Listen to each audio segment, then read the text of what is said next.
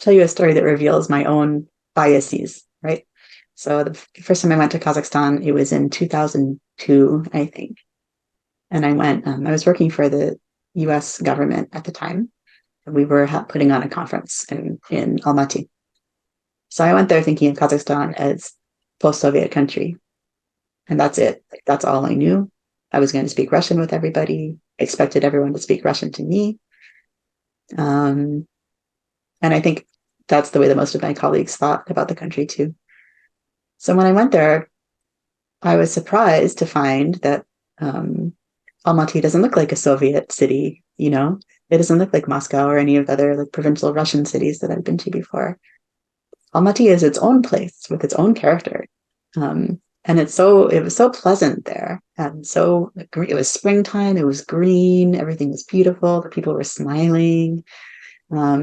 So that really taught me that I need to think more closely about, my own expectations, my own perceptions of what a country like Kazakhstan ought to be like, right? Maybe I don't have the complete information. So that first visit is probably what one thing that fueled my curiosity and made me want to learn more about Kazakhstan and Kazakhstani people. So I'm glad I went. I would love to go again soon. It's been a long time now.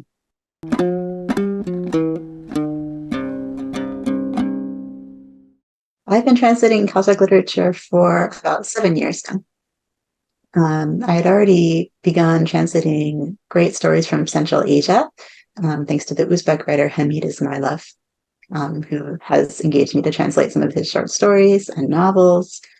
I think because of my work with him, I got the attention of Zaure Batayeva, who is a Kazakh expat living in Europe. And Zaure knows everything about Kazakh literature and living Kazakh writers.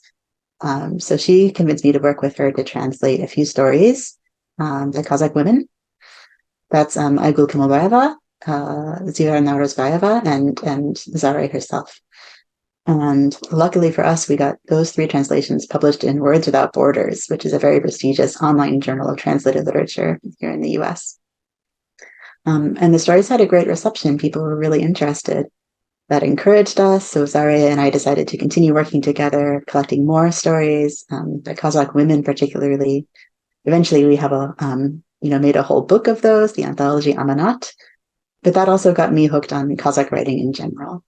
So meeting those authors and working with them, hearing their stories made me want to hear more and translate more. So I continued working with all of them, and we've come out with several books and more publications since then.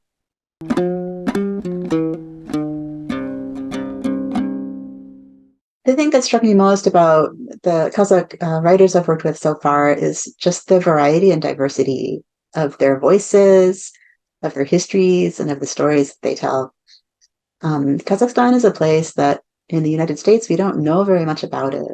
It seems very far away, very foreign. A lot of the impressions that we have of Kazakhstan and other Central Asian countries are things that we have been taught directly or indirectly by Russia and by Russians. So a lot of people here still think of Kazakhstan as some, post-Soviet place. But of course, it's so much more than that. Soviet era is an important part of Kazakhstan's history, and it changed so much about the country, the culture, the politics, and it has a lasting impact, of course. But there's so many other stories too, and stories about how, the pre-Soviet culture interacts with the Soviet culture and the post-Soviet culture to make up what the people of Kazakhstan are living with today and how the country is right now. So to me, that's so fascinating. Anywhere that you have politics running into culture, I love seeing what comes out of that mix, good and bad, both So what strikes me when I translate stories like the stories in Amanat, or even the children's story Batu and the Search for the Golden Cup, is that the politics and the history are all there, but they're told in a way that we in the United States would never think of, sort of from the inside. So the Kazakh writers have lived these eras and time. They've lived through these momentous changes and upheavals, and they're talking about it. They're writing about it. So that's what I'd like to hear is their point of view, their perspective on all these sort of worldwide phenomena and very local phenomena too. There's also a lot of humor, more humor than you might expect. Kazakhs have a great sense of irony and a sense of humor, and I love reading that in their work and celebrating it and translating it. And I think it surprises people too. And we never think of people who live far away as being very funny. I don't know why that is, but of course they're as funny as anybody else. So it's always a joy to read that and to translate it and share it with English speakers.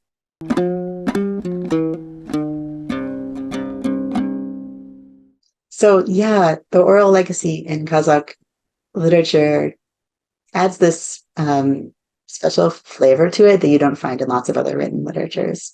And I really enjoy reading that and translating it. One of the Kazakh books I translated is by Talasbek Asemkulov, this book. It's Taltus in Kazakh, A Life in Noon in English.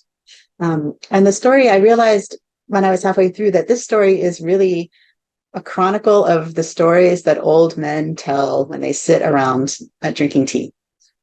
So the novel has its own plot. It's kind of a coming of age story by this boy Ajigare. But what Ajigare mostly does to grow up is listen to the stories that older people tell. And he has his own thoughts about them and his own experiences. But these stories are really the heart of the novel. And I think it's that legacy of oral storytelling, epic tales, memorized tales, that gives this book its flavor. And the book is sort of about those tales too, about the old men are dying and they're disappearing and they're finding it hard to pass on those stories and those legacies to a new generation. Things are changing, right? So this book is kind of a celebration of that oral tradition, and an exploration of ways to preserve it. I find it all over Central Asia too. So I'm translating a Kyrgyz novel. Same thing. It could all be recited out loud. It'll work very well orally, and Uzbek as well a lot of the time. So that point about oral literature being at the background of written literature in Central Asia is really important for understanding kind of how to read it, how to understand it.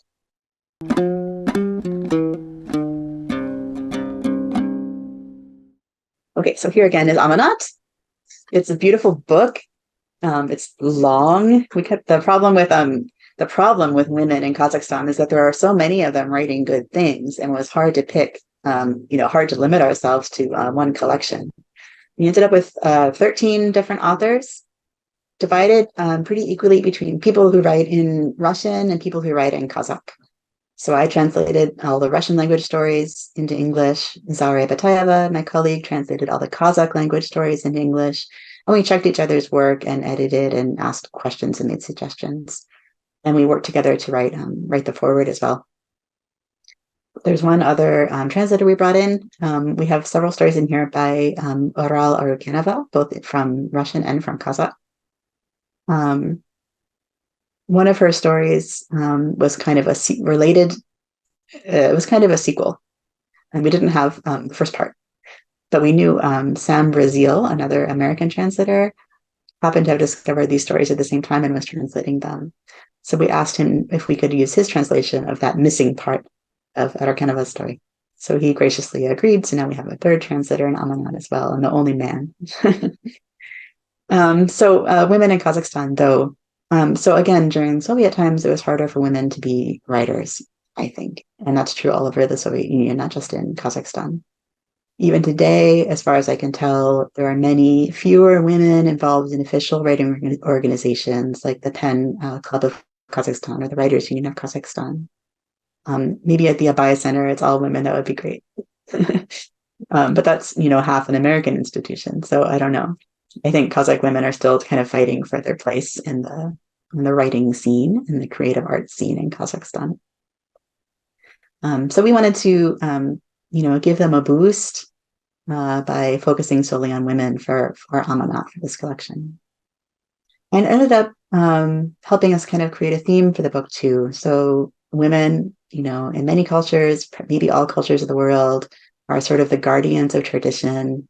They pass down through their families the values of a society, the stories of a society, and so much, centers in the family and in family connections. And a lot of the stories in Amanat end up being about family, about relationships between parents and children, about relationships between the generations, things like this that are really family issues that reflect broader issues in society and in the nation. So it turns out that looking through women's eyes, through the family frame, is a really great way of getting an intimate glimpse into society, into the whole country.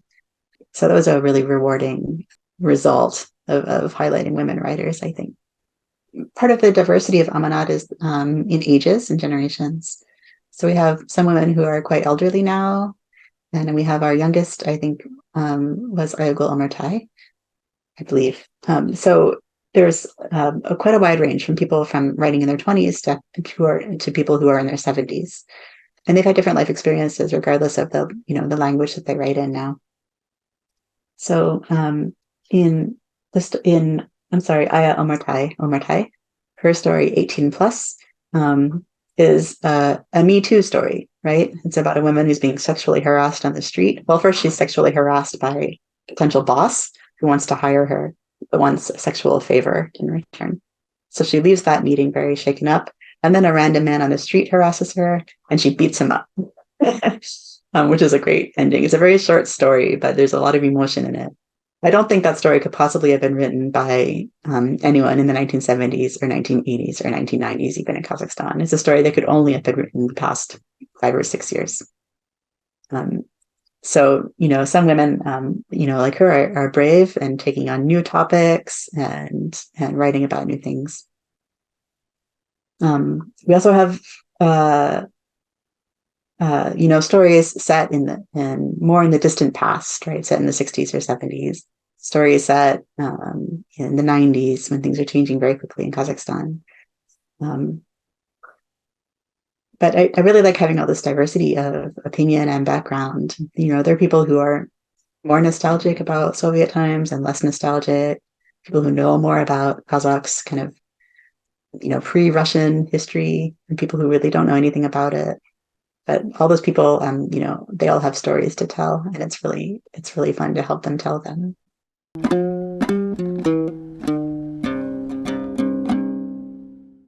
The truth is that right now it's really easy to be interesting. As a Central Asian author, it's really easy to be interesting to an English-speaking audience because we're so ignorant, right? We're starting from nothing, really. Some English speakers have read, Chingiz Aytmatov, right, translated from Russian. But that's it. That's all. And we think of him as a Russian writer, a Soviet writer. So there's plenty of room to make new impressions, to introduce ourselves to new writers from Kazakhstan and elsewhere in Central Asia. So really, Kazakhs can write anything right now, and it will all be interesting. I don't know if that will last forever, right? Maybe we'll become more picky. But right now, anything is great, right? I want to talk about Batu and the Search for the Golden Cup. This is my most recent book to come out, and it just came out in August this year. This is a children's adventure story by Zaure Batayeva and Lilia Kalaus, who also have stories in the Amanat anthology. They work together on it's a trilogy in Kazakhstan, actually. There are 3 books that exist both in Russian and in Kazakh, and they've been very popular in Kazakhstan, bestsellers. And finally, we have one in English now.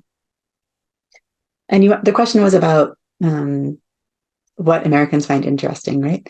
So I've been reading the reader reviews, the reviews people leave on Amazon.com and so on about Batu and the Search for the Golden Cup. And many of the first readers of Batu had never read anything from Kazakhstan before and didn't know anything. And the most common comment was, I don't know how to pronounce all those words. I don't know how to pronounce the names. And they were complaining that it was too hard, right? But then other people picked it up. I think people who went to look for the book on purpose, people who picked it up because they were interested in Kazakhstan, and they love it. people have been really generous and really enthusiastic in their reviews of the book. So instead of saying, I don't know how to pronounce those words, they say, I learned so much from this book. It was so great to learn about a new culture, and all the food sounds so delicious and all the music sounds so wonderful, you know? So they're gaining these impressions just from the story that they read in translation. And they're enthusiastic about it. So I think if we find the right stories that are engaging and educational without being, you know, a college lecture, but educational in a way that introduces people to something new in a fun format, right? In an exciting format, like an adventure story, like Two in the Search for the Golden Cup. Americans and other English speakers will be really receptive to reading about it. Another story I want to tell is I have a colleague who's from India originally. And when she read A Life at Noon by Talasbek Asemkulov, she kept telling me how familiar everything sounded to her from her family's stories.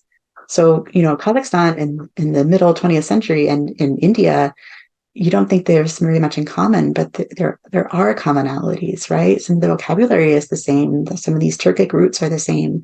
And she really loved the book because it reminded her of home somehow, you know? So there are English speakers who have that background as well, who are going to find something to really connect with in Kazakh literature. So the more we can give them right now, the better. This is like the right time, I think, to translate as much as we can and publish it and encourage people to read it.